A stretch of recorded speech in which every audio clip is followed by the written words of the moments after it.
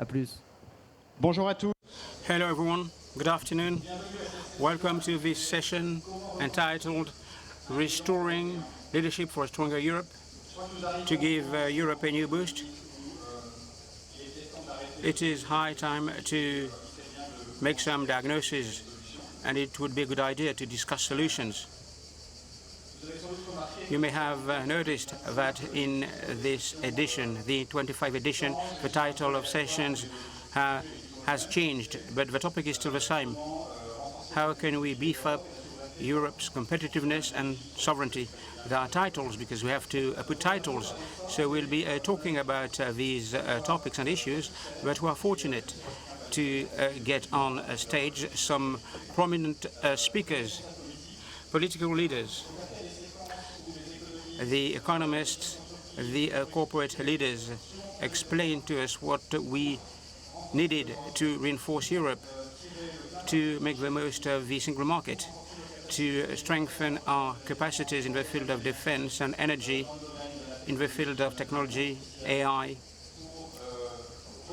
to reposition Europe within the landscape of nations on a par with the United States. So we've heard many comments on that, but how should we go about that? We have political decision makers. They will explain to us how we will achieve these objectives. And to get started, the question that I would like to raise, how can we pool our resources? This morning, Patrick Pouyanné said very rightly, we need to recreate the European and still community projects that will mobilize people so that the Europeans can pool their resources in order to be stronger on the international stage. How can we recreate those common projects at a time when European discussions show that member states don't agree? They are fighting with one another in order to get state subsidies, industrial projects, to get the industrial projects in their countries rather than the neighboring countries.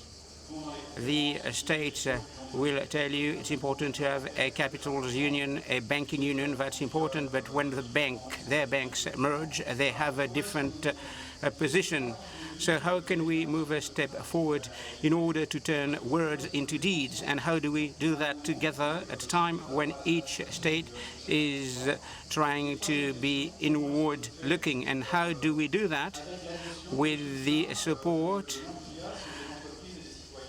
of the citizens and businesses at a time when the European elites would like to bolster Europe, but the European people are quite skeptical about Europe. So how do we go about that? How do we reconcile people? How the political decision makers fulfill their role to take the citizens on board? And if somebody can do that, the corporate leaders can't do that. Not the economists, but rather the politicians and the political decision makers, and they will explain to us how they would go about that. And I will stop there, Lucy. Thank you, Benoit. So, good afternoon to all of you. Thanks a lot for these preliminary observations. On this panel, we have high caliber people representing Europe. Paschal, DONOHOE, you represent the western face of this panel. You are Irish. You are the chair of Eurogroup, so you bring together the ministers of the economy from all the Eurozone in order to coordinate the economic action of the area. Dalia, you are the former president of Lithuania. So you have very icy relations with Vladimir Putin. You are the Iron Lady of the Baltic state. This is what people have said. Renaud Muselier, you are on the southern part of Europe. You are at home here because you are the president of the Paschal region, this very nice region. I will be talking about Europe, taking into account its local dimension. And Dimitar KOVACHEVSKI, you are on the eastern part of Europe. You are the former Prime Minister of North Macedonia.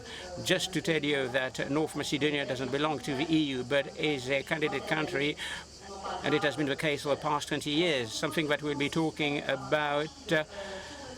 So we will ask you a very simple question. So according to you, what could be the project or the idea that will make it possible to give a new booster to Europe, to give a fillip to Europe? So Pascal, go ahead, the floor is yours. Good afternoon, ladies and gentlemen, and thank you very much for the opportunity to be here. When I think of Provence, particularly before I began to visit Provence for this amazing festival, I always used to think of your great writer, Victor Hugo, who I believe grew up here and began his writing career near here. And when I think of his novels, I always used to think about how he would accurately describe moments of great economic change and what that means for workers and what that means for societies. And we are at one of those moments now for Europe. And when I think of the question here, restoring leadership for a stronger Europe, I want to think of another concept that Victor Hugo used to write about. And in his novels, he suggested that there were some forces and trends that were so powerful, it made it very difficult for individuals to decide their own futures because they got caught up in forces that were too big. And the reason why restoring leadership for a stronger Europe is so important is we need to take further actions to ensure that Europe can continue to decide its own future and that our citizens have the ability to make their own choices about their futures in a liberal democracy. So what are the practical actions for doing that? Let me talk about 3 decisions that are being made at the moment that move beyond theory, move beyond the call for action, into actions that ministers in the Eurogroup, across governments all over the European Union, are currently doing. As we speak, and particularly when we meet in Brussels on Monday, ministers will be making a decision about whether the euro should have a digital future, whether it should exist as a digital currency, so that it has the ability to protect your ability to spend money in economies that have become more digital and ensure that Europe has the ability to continue to influence its currency. Those decisions, and that decision is being taken at the moment. Secondly, we will be making decisions regarding whether the euro becomes a bigger currency. We will be making a final decision in the next few weeks regarding welcoming Bulgaria into the euro area after welcoming Croatia into the euro area. And as our currency becomes bigger, as economies pass the tests to join us, it will become a stronger currency, better able to protect our living standards. And then thirdly and finally, being willing to take actions in relation to how we can intervene in a different way to stop banks getting into difficulty and costing you money, to in turn make the difficulties that Benoit talked about regarding banks coming together less complex to do. And a decision was made on that 2 weeks ago, and when we meet in Brussels, we will be talking about how we implement that. So the reason why we need to restore our leadership for a stronger Europe in economic terms is so that we can better influence our own future. I believe a vital ingredient in that is how we continue to make the case for politics as a positive force, recognising the value of liberal democracy and making economic decisions through the people you elect. I believe the European Union is the best way of doing that, and at the heart of that is a successful and strong France. And the tone we need in debating and understanding these discussions and those decisions is exactly the kind of tone that is present here in this wonderful gathering. Thank you. Merci Pascal. Déjà des annonces Thanks a lot, Pascal. Concrete actions for Europe. Dalia, what do you expect Europe to do in order to give a boost to Europe? So I represent the north of Europe. Seeing you how it's hot for you, I imagine how hot it's supposed to be for me, but that's the challenge for all Europeans, not about climate, but about our self-confidence. To be stronger and to try to save liberal democracy in Europe. And it looks like that we are the last bastion around the world, liberal democracy. How much we can save, how much we can use it for efficiency and making Europe strong will become only based on political will of politicians and political will of civil society. So why I'm saying that what Europe lacks and lacked before, self-confidence, honor, and forget giving in and pleasing everybody around us. That's, I think, what is lacking. That's we need to drop and how we will make Europe strong. Merci, Dalia. Thank you, Dalia. Renaud Muselier. So we've all established an appraisal of Europe. Europe was designed, it is a force to sort out the wounds of war, but we are following the history and we don't rule the world. So in our different countries, in our different democracies, we've seen in the European Parliament that the decision-making process is very slow. So we could talk about that at length. With democracy, you have different governments, different representations, but we are democrats and we are a collective power.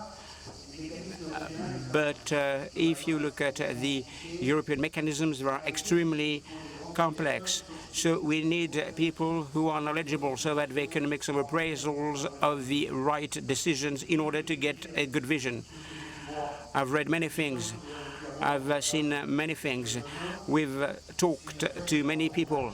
The Draghi report, and President Draghi has described the situation very well. We should be an industrial power. We should have a vision, a single diplomacy.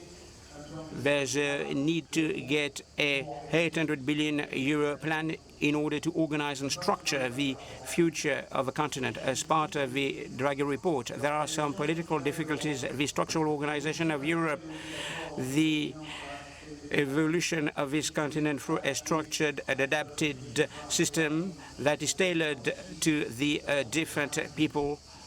So Draghi has raised the right issues. So he's made some proposals in order to give a fillip to Europe.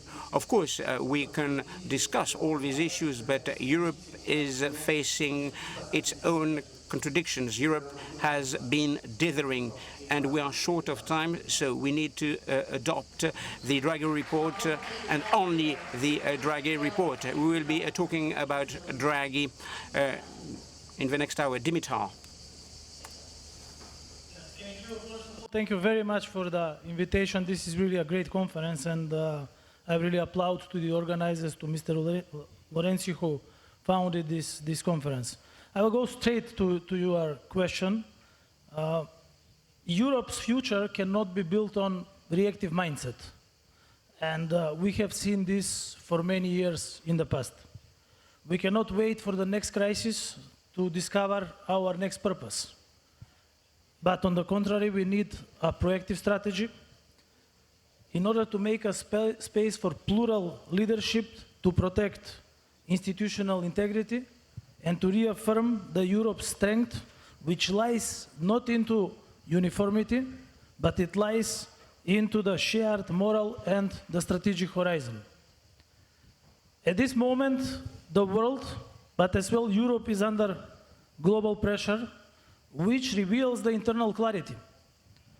And if we are brave enough, I'm talking about as Europeans, but as well as European Unionists, this, in light of the Russian aggression on Ukraine, and in light of the unpredictability of the Atlantic alliances or transatlantic alliances, it should not be seen only as a challenge, but it has to be seen also as a mirror.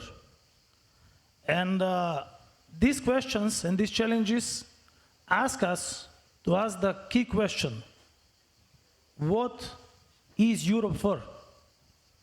The EU must act less like a forum and more like a force, but not like a force in a meaning of militarization, but through assertive diplomacy, through economic leverage, and to principal alignment of its members and of the countries which are part of the European continent and are not part of the European Union.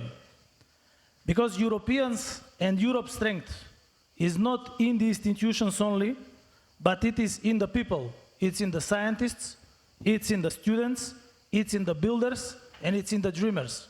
Let's not forget that European Union and Europe as a whole is more than 500 million people. A lot of talent, the most in the world. A lot of technology and a lot of innovation can be drawn from these people, which are more than 500 million. And that's why the cooperation in Europe must be rediscovered as a creative act and not as a bureaucratic ritual. We need to find new platforms and trust between the regions, between the generations, and between the sectors in order to allow Europe to innovate within. In this fragmented world, Europe must be the architect of the interdependence, as it has been 50 years ago, and not to become a victim of this. Let others, as they are doing, build walls, and Europe should build bridges to the neighbors, to the partners, to the democratic partners, with citizens, with countries, with other continents, in order to overcome the weaknesses, but in order to strengthen, but as well to strengthen the openness which Europe is always regarded for. And Europe was not built out of comfort. It was built out of crisis after the Second World War. And today, as we face the challenges of the new generation, again, we don't have the comfort, but we have the crisis which should reinvent the European Union. On va en reparler au cours de cette heure de débat. Merci. We'll be talking about that in the next hour. With Paschal, Paschal DONOHOE, we'll be talking about the economy on Monday. Next Monday, there will be an Eurogroup meeting, so I've got the same question. Europe had published many reports, great reports about the economic engine. The Draghi report mentioned by Mr. Muselier, the Leta report, the Noyer report. There are loads of reports, but nothing happens to a certain extent. I talked to an American, and he told me that when he visited France 20 years ago, he was saying that people were talking about the union of capitals. Why is it so slow? Why is the process so slow? I think as we look at the slowness of our process, and I think that is a legitimate criticism, we should also recognise what those processes have also achieved over the last number of years. If I look at where Europe stands at the moment, we have never had more people at work in the European Union than there are today. Our economies are still growing on average, despite the fact we have the awful war and the people of Ukraine taking place beside us. And we have been very successful in reducing inflation, which if it had stayed at a higher level, would have had a terrible effect on our living standards and on our ability to grow again. So before I address your very fair critique of why we move slowly, I would respectfully argue that those processes have served us better in the last few years than they have served us at other points. So in terms of their slowness, yes, they do take time. There is a cost to that, but there's also a benefit. What is the cost? The cost is one of competitiveness, as other parts of the world have moved quicker, particularly in the aftermath of the global financial crisis, and how they strengthened their financial markets and banks in a way that was different to what we did here. But to end on a positive note, there is a strength. And that strength is a word that Dimitar used, the importance of predictability. So if you want to create a business in Europe, you can have reasonable confidence that it will be independently taxed, and you know how it will be taxed in the years ahead. If you want to be sure that if you set up a business here, that your employees, that your scientists will have their liberties, their intellectual property respected, that will happen here in Europe. And if you want to know how the big decisions will be made in a way that could influence your business and your investment, our processes may be slow, but they're also certain. And I believe that is an advantage as the world becomes more uncertain. And particularly for our scientists and our entrepreneurs, we can use that to our advantage in the time ahead. So your point is well made. We do need to move quicker, but let's not underestimate what we have done, and let's not forget the value of making decisions in a certain and clear way on the things that matter in our lives. Et alors je reprends cette union des So the Union of Capital Markets, when will this union be implemented? The Union of Capital Markets. Paschal. Yes, the Union of Capital Markets. I talked about that with an American friend, when the Union of Capital Markets will be implemented. The completion of something like the integration of capital markets. The financial markets in America are still integrating and evolving. They're certainly evolving, but we're not evolving quickly enough in Europe. So what are the steps that we can take that will accelerate it? The Commission have brought forward a series of proposals. The first proposal in relation to it, which is how we can help the balance sheets of our banks to achieve more lending and to support investment in different ways. We will have the ability to make progress on that in the next few weeks. But it's not all about what happens at a central level. It's also what can happen from a bottom-up level and from a national level. And at a national level, we need to do more to encourage and change financial literacy. We need to have better funded national pension systems to create the pools of capital that are then invested back into our own economic growth. And we need to encourage each other, particularly in economies like Ireland, to be open to different forms of investing in our future, apart from putting it into a bank account or buying a property. And that is also about education and about risk tolerance and appetite for risk. So we can do more at an overall EU level, but at a national level, we can do and make important differences as well. Merci beaucoup. Thanks a lot, Dalia. So how can we give a boost to the EU? Defense is key. European countries should cooperate better in order to be more autonomous strategically vis-à-vis the United States, but we need to move beyond the national interests. Lots of European countries tend to be equipped from the US. They buy weapons from the US. You are asking for a genuine Lithuanian, genuine European defense. Isn't there a paradox? To Americans, because we buy only about 20% of American equipment and the rest is European. But it's not even about that. It's about that we want stability, but today's world is predictably unpredictable. and mainly because our main partner, new Trump administration, is willing to be predictably unpredictable. They think it is very fine.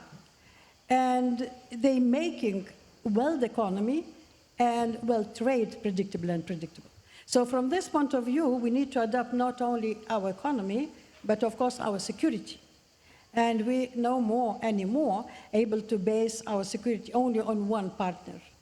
As NATO, about 90% of military enforcement or force still is with Americans, especially on security of equipment, high technologies, and of course intelligence. But that's why decisions were made. Partial, good politically, but partially it is window dressing. The NATO recently decided to spend 5% for defense in 10 years. 3.5% for direct defense spending and 1.5% for infrastructure. Again, it is window dressing. In 10 years, Putin and Trump will not wait for 10 years. We need to be ready tomorrow, yesterday, and we are doing, especially on the eastern border. We're investing into our defense. Today, Baltic states already, and Poland, we have between 3.5% and 4%. And with direct, not just window dressing of 3.5%. And we also increasing our military forces, and we're investing in bike equipment, but not necessarily American. As I said, in our case, it is more German, French, because we have German and French troops as forward presence on our territory. But for Poles, it is a problem because they have mainly Americans. And here, after Ukrainian experience, we saw that Americans can shut equipment to be usable. That's a political problem, it's a military problem, and it is a problem of trust to the partners. But let's go also about how much defense is necessary from economic point of view and could be used as a stimulus. If we look to the proposals, which will come very soon, next week probably, from European Commission on new financial framework for 7 years, we see that there is 3 groups of investments embedded into European budget. It will be for competitiveness, for defense, and for digitalization. We talked about the currency to be digitalized. So that's necessity. European Union is going for these blocks of investments. And defense here, as one of the important blocks, could be used to increase and invest and improve our defense industry. For example, on our region, we already received Rheinmetall German investors to build some military equipment. The same we're doing with Ukrainians on our territory. We're building their drones together with Ukrainians because their technology on drones is the best now. They're changing their warfare every month. And here we need to learn a lot, including technologically, how fast we can adapt to the new realities of the war, and war is changing every month. So why the speed? The readiness to improvise and not to be afraid to take responsibility, that's what we need. Yes, we can debate about digitalization of euro. How long we can debate? So why we are talking about how fast liberal democracy, how fast federation or some union can make decisions. And here we are facing the wall of unanimity. We are in some kind of crisis of decision-making in unanimity. So before going further, before becoming stronger and willing to become stronger, we need also to solve the decision-making process and some kind of reform of how decisions are made in the European Union. It's not only about defense, it's about everything. We are stuck in discussions. We're stuck in losing the strong political will, while our partners in US or our non-partners but enemies in the East are kicking our butts.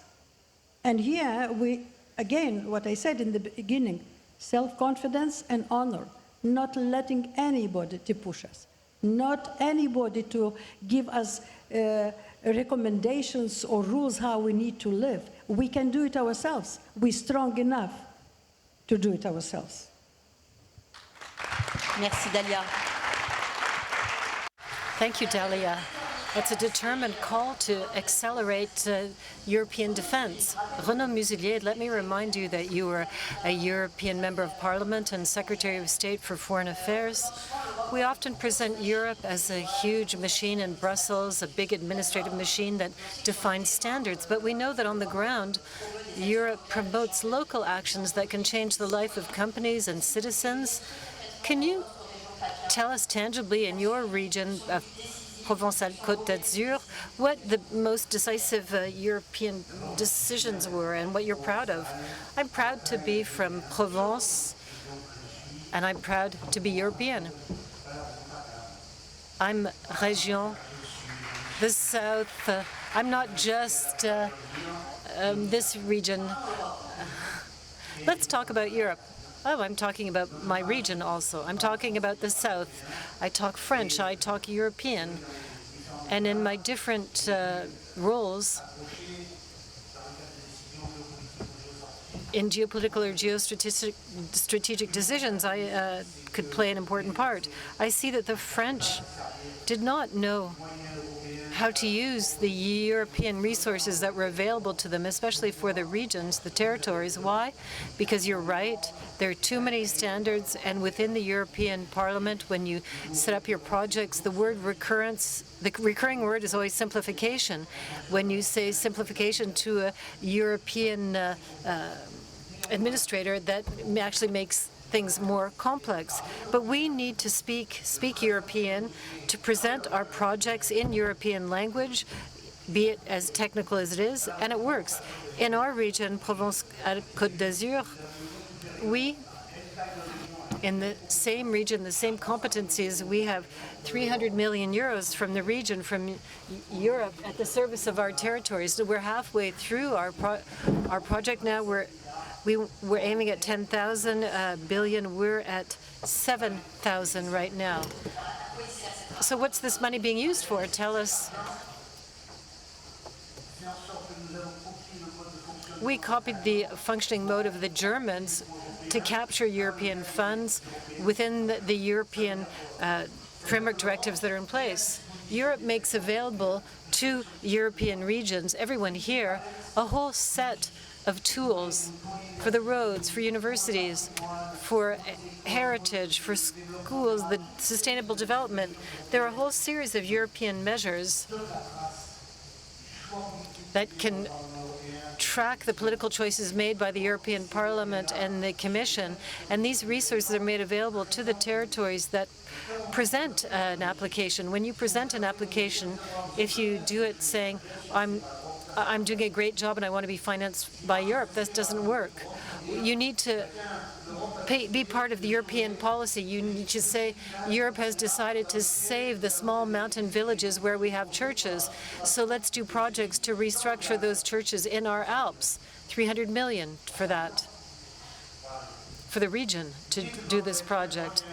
I have the first green budget in Europe here. When you present an application at the European level, you must systematically and give key words: sustainable development, parity, work, direct environment. If you don't put those key words in your application, you are eliminated. And this is the reason, given how our region is so beautiful, we created this budget with taking into account the economy and the environment, and we're always eligible because of this. Within the framework of the Olympic Games, I was working on transport at the European Parliament, and we set up a system to ensure that we had trains that would leave from Spain and Italy with a direct link by TGV. And so we said, we have the first section between Marseille and Menton for 3.5 billion euros. We got 20% financing from Europe because we were able to take advantage of these funds, and this will have a positive impact on our region. In Europe, you have to make sure your application is not just a very local one for a small part of France. Systematically, you have to be involved in international cooperation that brings together 2 or 3 countries in this development, which results in us being at a very high level We're the number one French region in terms of capturing European funds. Why? Because we have a very strong, structured team in Marseille, which is the headquarters of the region, and we have built a team that transforms a local application into a European-level application. We have a big team, about 10 people, who are specialized in transforming these applications, these files, into the capture of European funds in the calls for offers that come out that help us to function. Let me give you a very quick example. This weighs 7 billion euros. You're in the first row, madam. You can tell me stop. Stop. Europe Interreg. The circular economy, the beneficiaries, the South region, Marseille, for a project 1.2 million with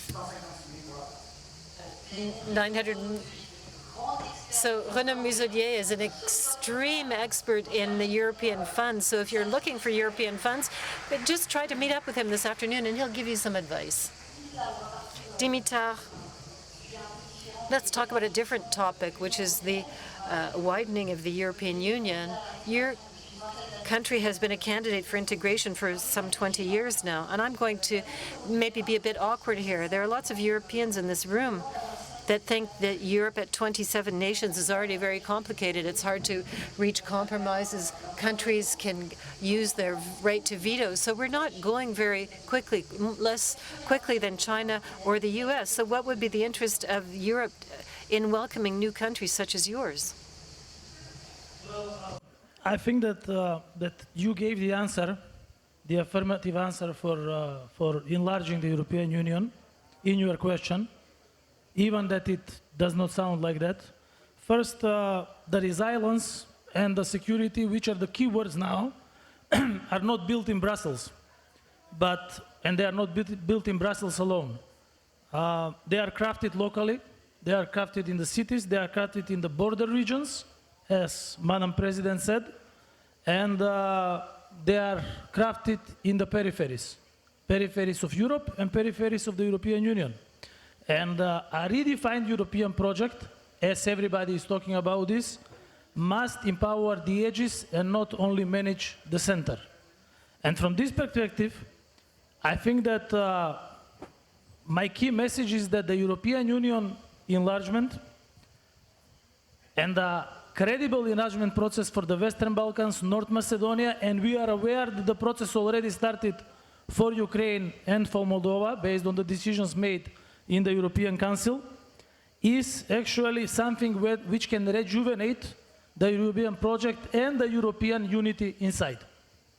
We are talking about integration of countries in the Western Balkans specifically and North Macedonia, countries which share the same values, peace, stability, democracy, and which have fully aligned the foreign policy with the European Union. Countries, as my country, which has done many hard decisions in terms of acquiring the European acquis, and we have already more than 50% of European legislation implemented in North Macedonia, as well as valid for the other countries.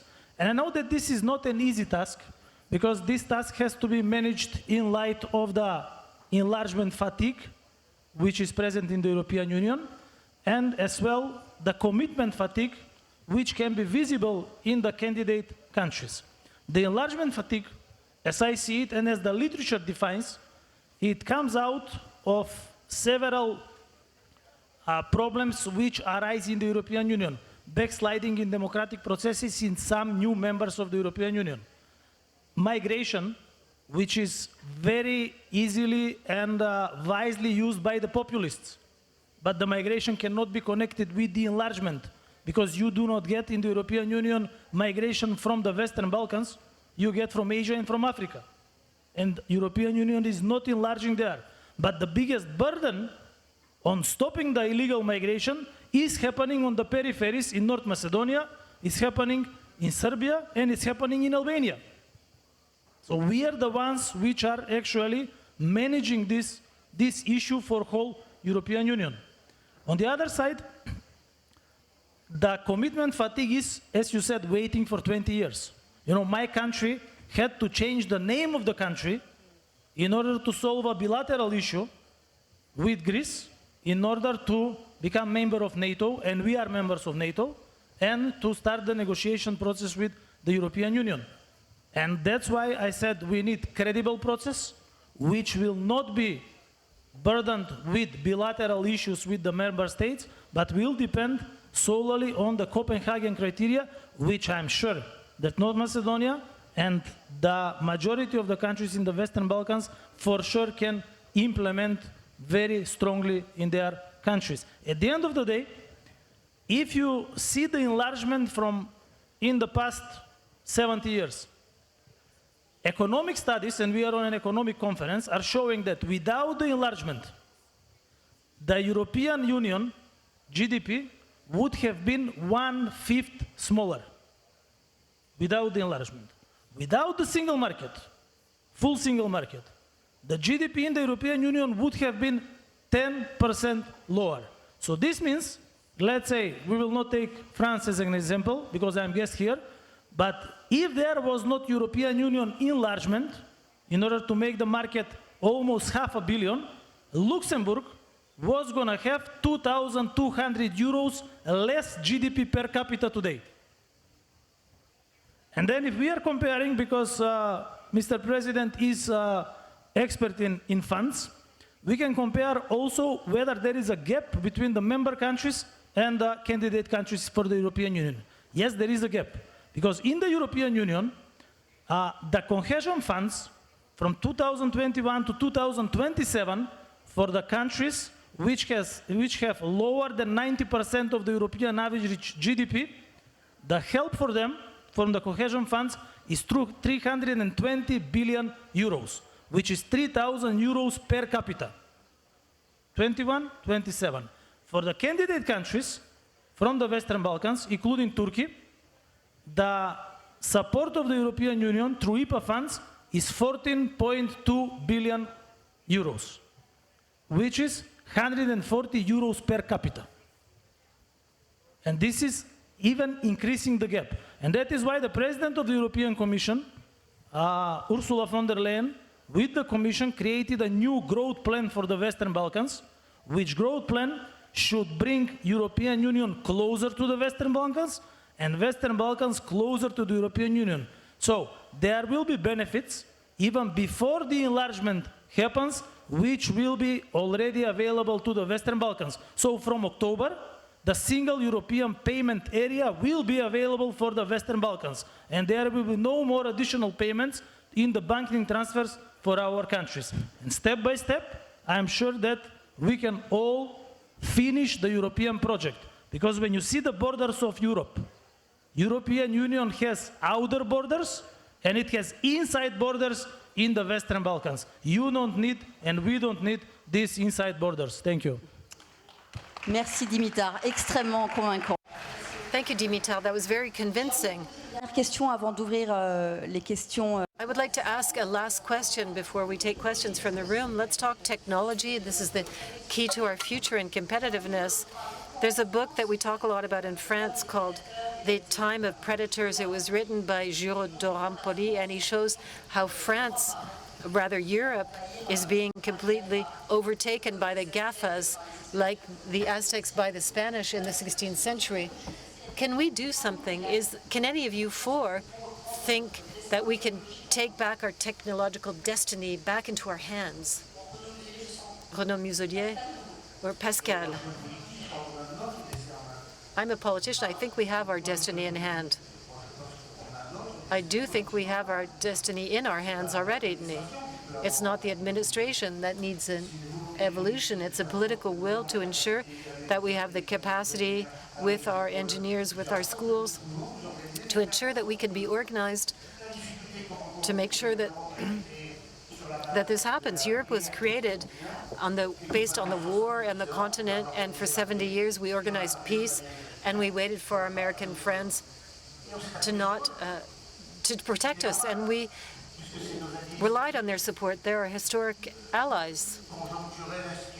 And at an institutional level, democratically speaking, the biggest system in the Western world. And now we're in a situation where we say we're in competition with everyone, and we must absolutely put our financial resources, our technicians in play to work together. Of course, we inherited General de Gaulle's policy that gave us independence and a seat on the Security Council with our nuclear defense, etc.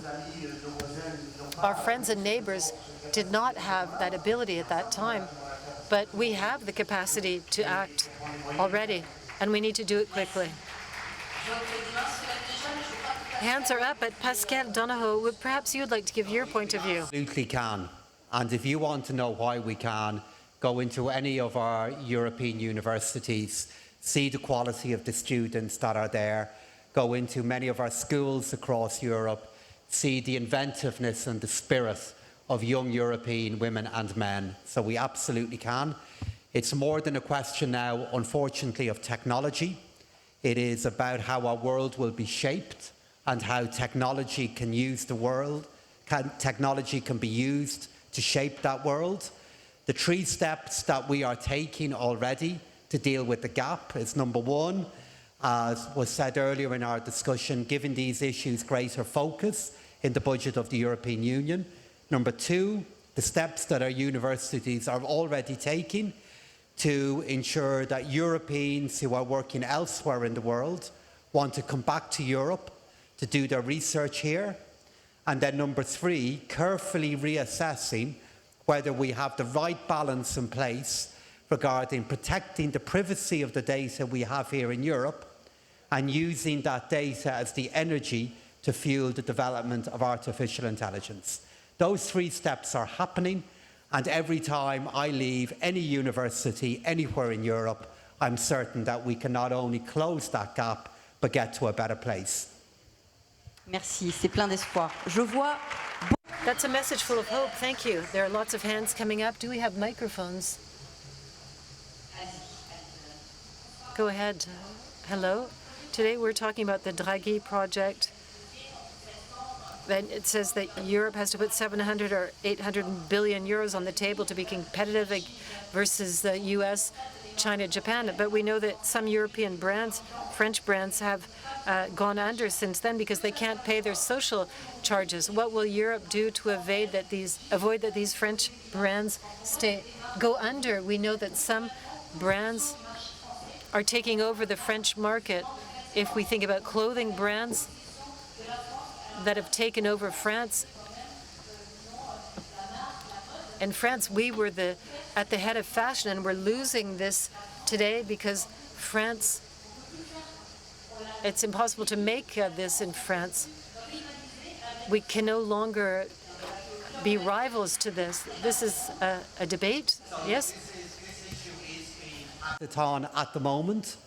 So at the moment, the customs code of the European Union has been reconsidered to deal with the issue of the amount of goods and parcels that are coming in here to Europe very, very cheaply, and making it very hard for fashion, for domestic manufacturers to compete.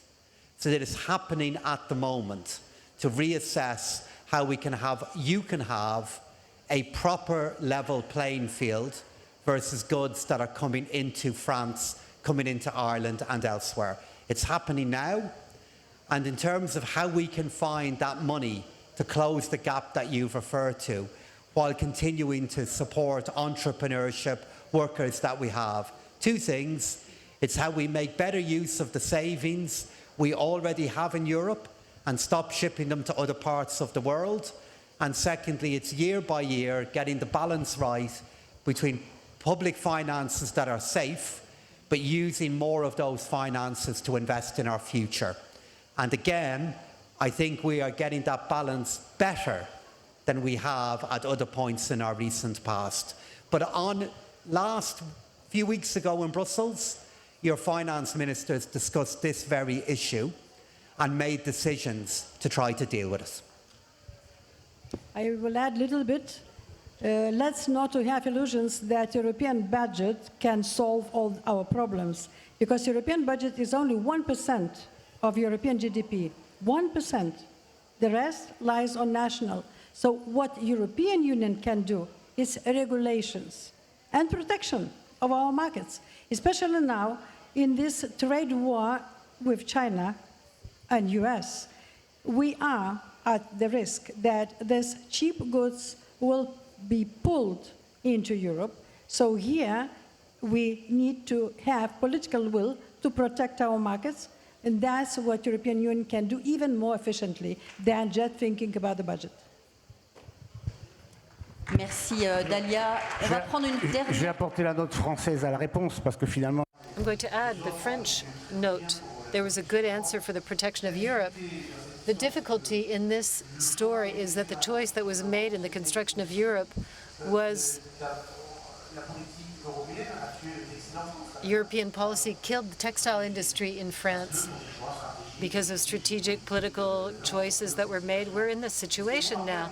What's remarkable and what our neighbors have said for the first time is that all of the Europeans that have responsibilities, we've all understood that we had to reindustrialize, be it metallurgy, textile, in other types of industry, nuclear. We've understood this now because we're constrained by external geopolitical forces, and it's this approach that is unanimously recognized by different European partners. Thank you.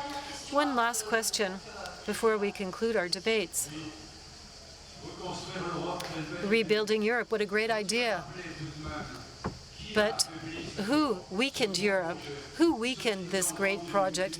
Those who sold us Europe based on the markets, on competition, and on the war of each against each other. It's the same politicians as 20 years ago, the same journalists, the same big companies, and the same are saying to us that we have too many standards. Should we not look at this on the opposite way and rebuild a Europe based on cooperation, social, fiscal, and environmental cooperation? And this, Monsieur Muselier, requires more standards than fewer standards. Anyone like to comment? If the question's for me, the reality is Europe brought us peace. That was the big European project. And we have this peace. Was everything perfect?